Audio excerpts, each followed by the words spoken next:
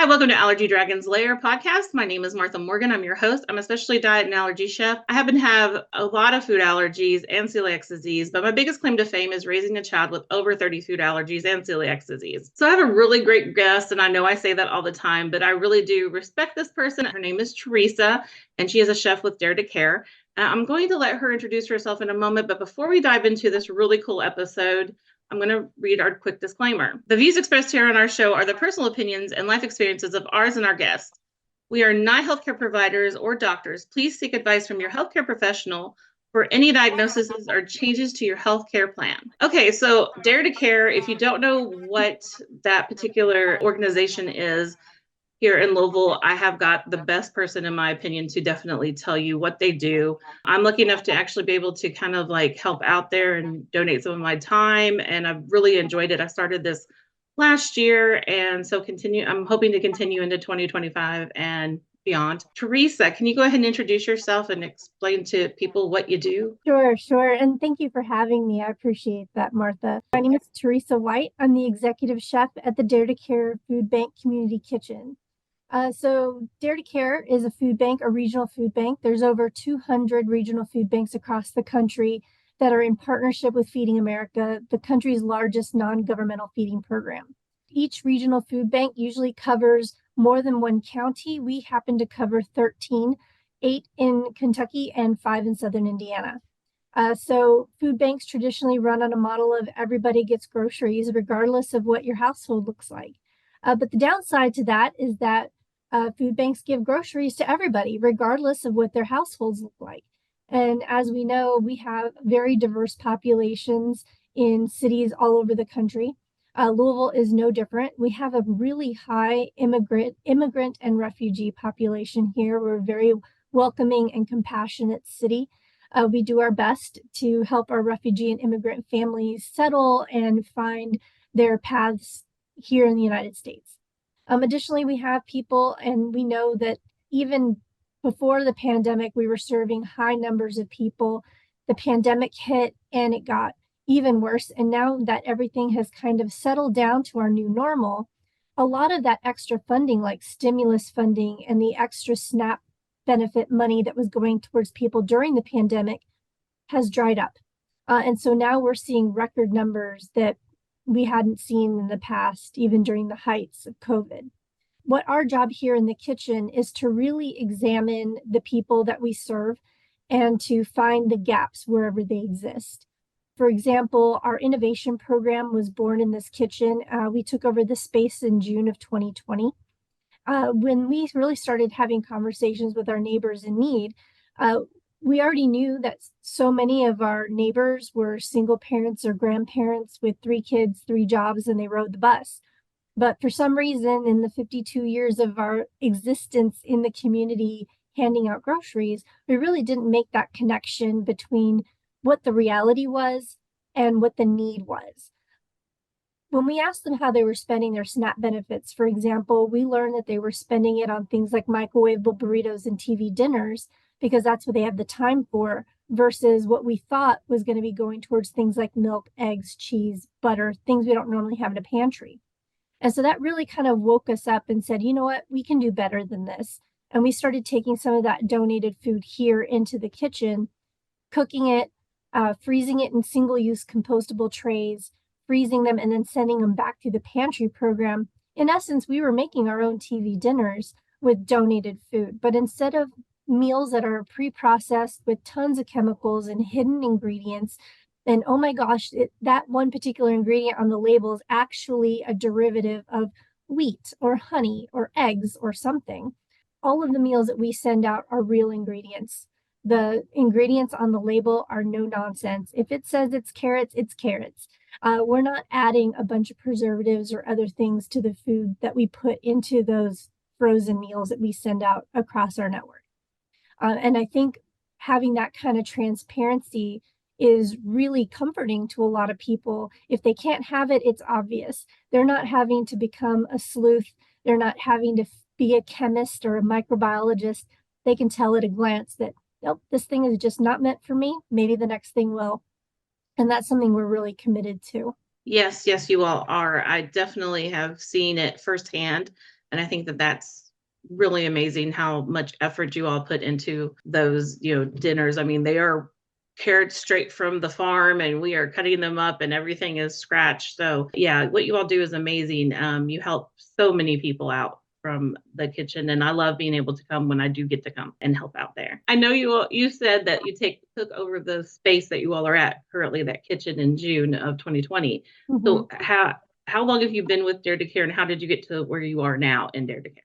Sure. So I joined Dare to Care. I just celebrated my 7th anniversary with Dare to Care last week.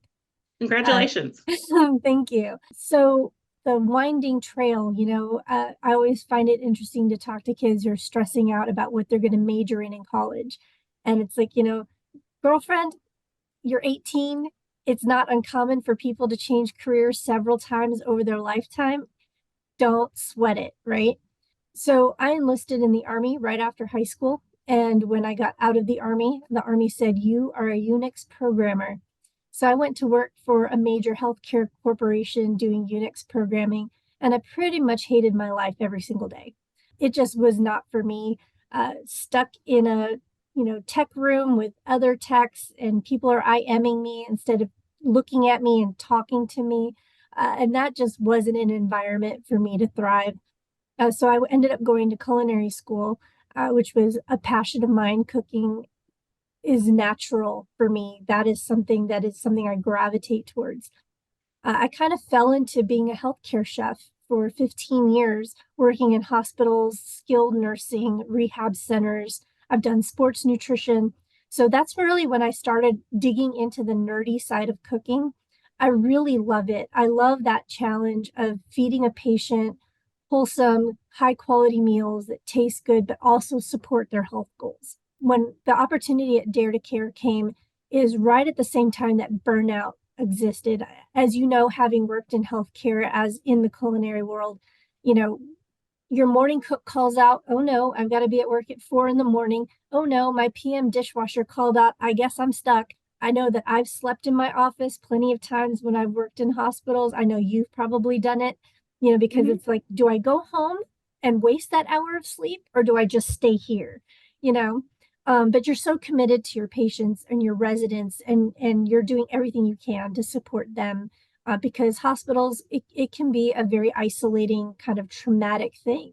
And food is the one thing that makes people feel better. The person coming in with your meal is the only person in your day who's not looking to hurt you. They're not coming to stick you. They're not trying to make you move in ways you don't want to. Food should be enjoyed and not endured. But burnout happens. That's a very real consequence of really throwing your heart into what you do in the healthcare world. And that's true for almost every profession in the healthcare world is that risk of burnout.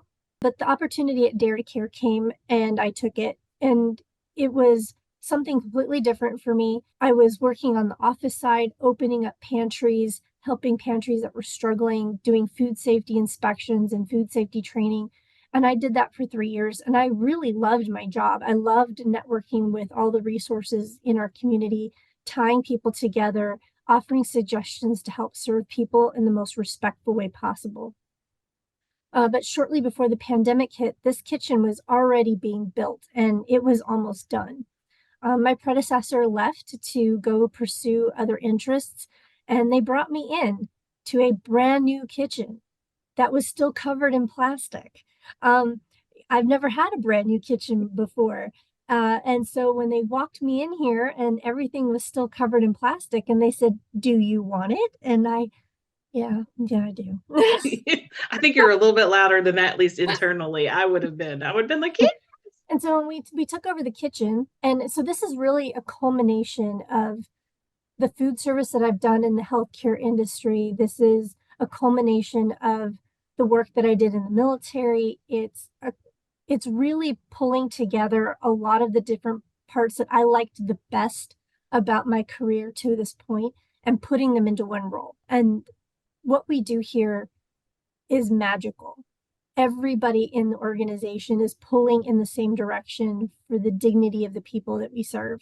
And I think because everybody has that at the top of their mind when they're coming to work every day, it's not a struggle bus to make the right decision. It's not a We could save money if we dot, dot, dot, you know, healthcare, especially food service, you're in such a scarcity mentality trying to make something out of nothing with no budget, no people. Coming here and understanding that we don't have a scarcity mentality. We have the food to feed people. We have the resources to help people. Let's connect people to the resources. And I think that's what makes it so special, being able to pull all those things together. Additionally, in this kitchen, we serve 1,000 kids every day with a hot, healthy meal at places like Boys and Girls Clubs and community centers. We make frozen meals for low-income seniors, and we make meals that are medically tailored. Right now, they're heart healthy, diabetic friendly, and gestational diabetes. And we're working on a line of recipes for our renal patients, our kidney patients, because we know that people who are sick oftentimes have budgetary issues, and we want to help them have access to healthy food too. That also, and like the confusion with multiple diets. And I think that that's really cool what you all are doing, putting that foot forward, because, food is medicine really at the end of the day when you start to look at everything. So many of our health issues come from improper diets or improper nutrition. Exactly. And it really does underscore too, once you've kind of been sitting in the space that we've been sitting in for so long, the need for nutrition education. We offer a Cooking Matters class here where we teach people where the budget-friendly food lives, where the healthy food lives, and where those two things intersect. We teach some basic cooking skills, especially for our kiddos who are aging out of the foster care system, or our folks who were recently incarcerated, trying to get them stable and self-reliant. And we had somebody who was probably close to my age, probably in their mid 40s, who said, you know what, I had no idea sodium meant salt. And if that doesn't just put a great big dark underline under nutrition education, I don't know what does. Yeah, it does, because you really don't know what you don't know. And we can only teach what we've been taught, to your next generation or that kind of thing. And it's amazing to me where people don't even read labels because they technically in some way don't have to.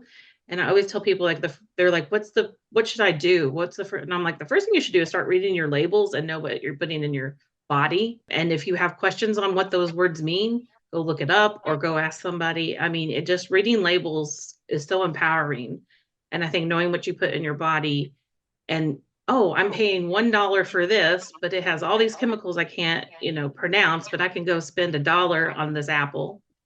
Also looking at the pricing of food and that kind of thing, healthy food versus non-healthy food, what we can get, convenience. And that's where like the freezer meals that you all do and the programs that you all are offering to help get people in there to help is really awesome. I mean, that's how I got into it originally as well. It was with teaching and also then coming into the kitchen and working with you and the team back there is really cool. What kind of things are you all moving towards to in the future, or what are you trying to incorporate more of? We are currently enrolled in the Food is Medicine program. So it's funny that you just mentioned Food is Medicine. The Food is Medicine Coalition is a program that is a year-long intensive training, and it's not just for the people in the kitchen. So our dietitian under Roof is on this team. Our chief impact officer is on this team. Our chief financial officer is on this team. And we attend meetings on a biweekly basis, learning how to navigate not just cooking healthy for people who need it, but also gives us a partnership to get these meals delivered to people's households. It allows us access to help bill Medicaid and Medicare. Again, these are benefits that are available to people on these programs, but there's not an outlet by which they can tap into or access that part of their benefit package. And so this would allow us to help maximize the dollars that are everybody's entitled to. They've paid into the system their entire lives, and now they need those resources. And it will help us bill Medicaid and Medicare in order to help provide meals that are going to support people's health goals. So that is something that I'm very excited about. Again, it's that nerdy side of cooking, and then meeting people, matching people up with resources that they need, which is important. We're hoping that we can start piloting this program in January of 2025. We're still in the middle of our cohort, kind of learning what we don't know and designing a program as we go. So I think that's really cool. The other thing is a first of its kind program anywhere in the country. We're helping to change the way food banking works here in Kentucky. This program was 2 years of research and development, and this was to help us serve our unhoused population better, our neighbors living on the streets. We had a donor dream big with us, and he gifted us with 4 freeze dryers. So now we're able to take donated food, turn it to a healthy recipe, and freeze dry it. Then all somebody living on the street needs to do is add hot water from a coffee tap from any gas station 24 hours a day to be able to rehydrate a hot, healthy meal. I'm so excited that we have been granted process authority this past June. We're working on our last hurdle with the Kentucky Department of Health and USDA because we do straddle state lines. We have to make sure that all the regulatory people understand what we're doing and get their blessing, and then we'll be ready to begin distribution. This has the potential to impact positively a lot of people's lives. We have a relatively large unhoused population here in Louisville and in our outlying areas. And this is just going to allow us one more tool to help connect people with better resources, to give them the dignity and the respect that they deserve. But what this also does is it allows us to stockpile shelf-stable meals to hedge against disasters. Like Western Kentucky was flattened by tornadoes 18 months ago. Eastern Kentucky is still recovering from flooding. And so this is just, again, going to give us one more tool to be able to serve the people in our community. That is very, very cool. And lucky enough, I actually kind of already knew about that. But I love the fact that you went into so much detail with that. I appreciate it. One question I always get asked out, and it was one of the things I have not ever asked you, and the many times that and I know you all are really good about labeling and what's in stuff. I mean, you're awesome about it. Every time I'm there, you're like, I made this and this is wheat free, and I just usually just don't take the time to eat. But I really appreciate the fact that you know so much about it. So when you go into the food banks and that kind of thing, how much do you all have to deal with like food allergies and celiac disease or anything like that with especially diets? I know you all are getting into that more, but as far as donation wise, do you all see a lot of that being donated, or do you have an issue with it? We get a far, wide, and deep response from food drives. And I think the food that we get is all reliant upon the people who donate. So when we do get things like gluten-free pancake mix or gluten-free muffin mix or something like that, typically it comes from a household that has somebody with celiacs, because this is something that's near and dear to their heart. They're like, I know that I have this problem or my family member has this problem, so I'm sure there's somebody else out there who's probably suffering with this same allergy or this same disorder, and they donate on behalf that way. And that is wonderful. We also have several partners. Dare to Care only has 3 locations here in Louisville, but we have over 300 partners. And that's really how the food lands with the people that we serve. And we have a number of partnerships with like St. Matthew Area Ministries, for example. The director and the pantry coordinator there are very sensitive to allergies, and they've really formed partnerships with a lot of different organizations and food manufacturing companies to get allergy-friendly foods in their pantry. And that's typically where we will refer somebody if they're telling us they have a lot of allergies, but they need food. We will give them a call and say, look, they're expecting you. Just go ahead and go. They're waiting for you. So we really try very hard to source those as best we can. And then when we do get those things in the food bank, we have an online ordering system. Our agencies can see in real time online what's in inventory, and they can order what they're going to use. Some of our Seventh-day Adventist partners, for example, don't ever order pork. They very rarely order meat. By and large, most of the Seventh-day Adventist communities here are vegetarian. So they can go in online and they can order what makes the most amount of sense for their neighbors versus us just assuming and dropping things off that aren't going to be compatible with the way that community lives. That's amazing. I love it. I love it so much. Thank you. And thank you for everything that you all do. It's amazing. Teresa, thank you so much. It has been like so eye-opening. I know I've talked to you quite a bit off of here, but I want to know, one, how can people get involved if they want to help? And then two, I always like end everything with, if there's anything that you want to add, or if there's just a final closing thought that you have. Sure. So people can get involved in numerous ways. If you really want to spend your time and your talent at one of the Dare to Care campuses, you can go onto our website, daretocare.org, and tap on the Get Involved tab menu, and it will take you to our volunteer portal. It'll ask you to create a profile, and then you can sign up for whichever volunteer experience you're looking for. Do you want to be more neighbor facing? So actually handing food to the people who need it. Do you want to be here in the kitchen? Yes, you do. I'm a delight. We'll put you to work. You don't necessarily need to know how to cook, but there's all kinds of tasks that we have here in the kitchen for your average person who wants to volunteer. We have warehouse opportunities, our mobile pantries, our mobile market. So there's lots of ways to get involved directly with Dare to Care. Additionally, you can also go to our website and tap on the green Need Food button and enter in your address. When you do that, the pantries and the partners that are closest to your address will populate, and you can choose a Dare to Care partner that's in your neighborhood. So you're directly serving your neighbors, the people who live in your neighborhood, to have a much more local impact. And our partner agencies are always looking for volunteers.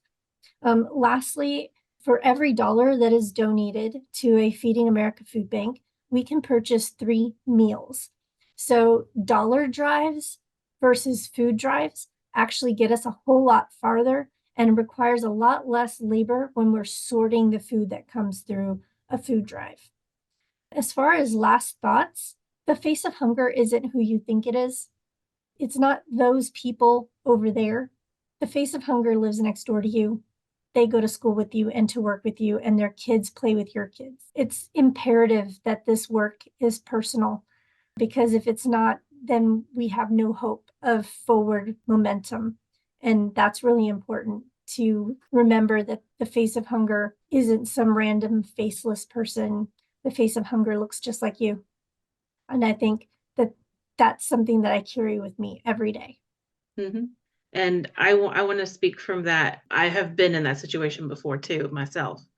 And, sometimes you have to make those choices.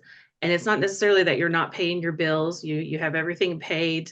And I had the choice of either at 20 years of age with my oldest child to either buy formula because we made too much money to have assistance, or I could buy myself groceries. I bought formula. Mm-hmm. So, it's those type of situations too. We need to not put that stigma for people to ask for help. So yes, and we are overjoyed when people come to us. You are not a bother. You're not a burden. You're not interrupting me. You're the reason why I got up today. Please come. We don't want you to struggle. Please come. We want you to take food. We have enough, I promise. And they will help you if you have food allergies and celiac disease. You heard it firsthand. That's something that I get asked a lot. And so, definitely, it's definitely a worthwhile cause. Thank you so much again, Teresa, for taking the time to answer all these questions. I love what you all are doing. Keep doing it. And I will keep trying to show up as much as I can. We love it. Thank you so much, Martha. And we also appreciate your time, and we appreciate your willingness to put us on your platform. We really appreciate it. Like I said, I'll keep doing what you're doing, and I'll keep yelling it at the top of my lungs. And I'll have everything linked below so you can check out more information and help out Dare to Care. Thank you all for taking the time to listen. Make sure you listen to this podcast on YouTube or any of the other streaming platforms. Rate us, like us, share us. It really does help us with our reach and that kind of thing. We will talk to you all next time. Bye.